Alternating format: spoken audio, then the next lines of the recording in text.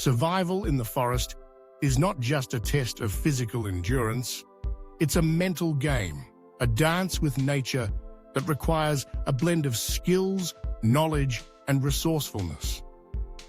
Picture this.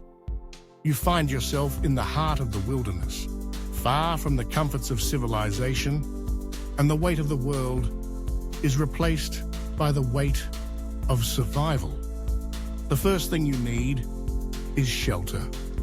It's your fortress against the elements.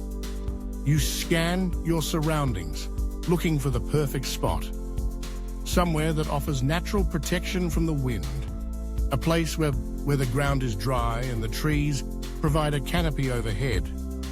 You gather branches, leaves, and moss, weaving them together to create a barrier against the cold and the rain. A lean-to might be your first choice, but if the wind is fierce, a debris hut or an A-frame shelter could be more effective. Each structure has its purpose, and knowing which to build in different conditions is crucial. Once your shelter stands firm, the next challenge is fire. Fire is life. It warms you, cooks your food, and keeps predators at bay.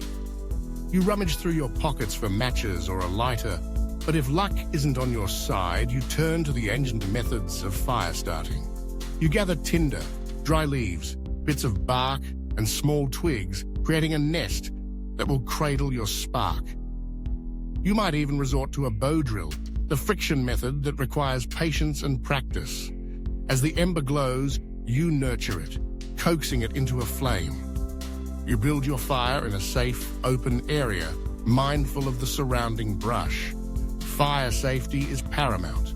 It's a friend when controlled, but a foe when it rages unchecked. With shelter and fire established, the next priority is water. You scan the landscape for streams, rivers, or lakes, avoiding stagnant pools that could harbor disease. Water is life, and you need it purified. Boiling is the best method if you can manage it. If not, you might have to rely on purification tablets or filters, or even solar distillation if the sun is shining. Each drop is precious, and the act of finding and purifying water becomes a meditative ritual, a reminder of your connection to the earth. Food is the next hurdle. You must forage wisely, learning to identify edible plants and berries. You recall the lessons of survivalists who taught you to avoid those with milky sap or fine hairs. Your eyes scan the underbrush for familiar shapes, the vibrant colors of safe berries. But foraging isn't always enough. You set simple traps or snares for small game, perhaps fashioning a fishing line from improvised tools. Insects, too, become a source of sustenance. Ants, crickets, and grasshoppers, though you steer clear of the brightly colored ones, knowing they often signal danger. Navigation is your next concern. You look to the sun, tracking its path across the sky, knowing it rises in the east and sets in the west.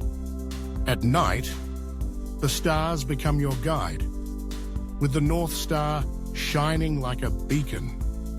Natural landmarks, rivers, mountains, valleys become your allies, guiding you towards civilization. If you're lucky enough to have a map and compass, you pull them out, relying on their wisdom to steer you home. But survival isn't just about the physical. It's about taking care of yourself and others. Basic first aid becomes essential. You clean and cover wounds, using whatever antiseptics you can find. Hypothermia is a silent threat, creeping in when you least expect it, and you must keep yourself or your companions warm and dry, layering clothing or blankets to gradually re-warm. You learn to recognize the signs of poisonous plants and animals, treating bites and stings with care, knowing that help may be far away. In the midst of all this, signaling for help becomes a priority. You gather wood for a fire, knowing that smoke during the day and flames at night can attract attention. You might use a whistle, a mirror, or brightly colored fabric to signal rescuers, creating large ground signals, an SOS made from rocks or logs, visible from above. Each action is a plea for rescue, a hope that someone will see your efforts and come to your aid. Yet, amid the chaos of survival, maintaining a positive mindset is crucial. Panic can lead to poor decisions, and you remind yourself to stay calm, to breathe. Hope becomes your lifeline, a thread that keeps you tethered to the belief that you will make it through. You focus on the tasks at hand, finding solace in the rhythm of survival.